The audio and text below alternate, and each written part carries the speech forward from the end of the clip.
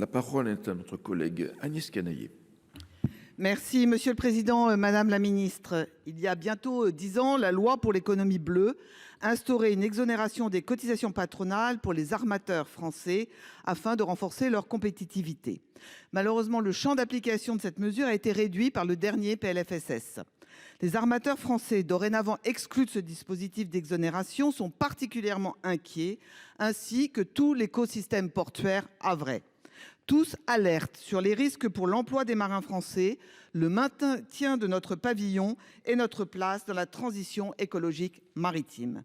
Cette hausse soudaine des coûts d'exploitation de 25% provoque un surcoût non budgété de 2,2 millions d'euros pour les armateurs havrais. Elle met en péril leur modèle économique.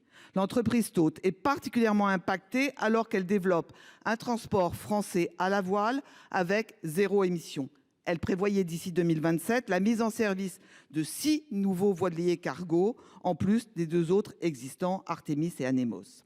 De plus, l'entreprise Sogestran, spécialiste du transport fluvial, qui a baptisé son premier navire à hydrogène, est aussi fortement touchée, tout comme les abeilles internationales qui assurent la sécurité en mer, notamment en Manche. Alors, Madame la Ministre, envisagez-vous de revenir dès cette année ou pour le prochain budget 2026 sur ces exonérations? Pouvez-vous rassurer les armateurs français? Merci, Madame la Ministre, à vous. Monsieur le Président, Madame la sénatrice Canayer, le secteur du transport et des services maritimes fait face à une intense concurrence internationale où la compétitivité des pavillons repose en grande partie sur les coûts salariaux, principal facteur discriminant par rapport aux autres coûts d'exploitation. Jusqu'ici, et ce depuis 2016, l'exonération totale des contributions patronales bénéficie aux armateurs en situation de concurrence internationale pour leurs navires battant pavillon français ou communautaire. L'adoption de la loi de finances de la sécurité sociale 2025 modifie la situation.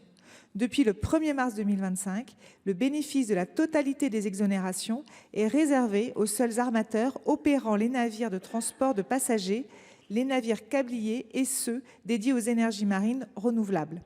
En revanche, les autres segments de flotte perdent l'exonération des parts chômage et famille, tout en conservant l'exonération des cotisations pour les gens de mer affiliés au régime d'assurance vieillesse des marins.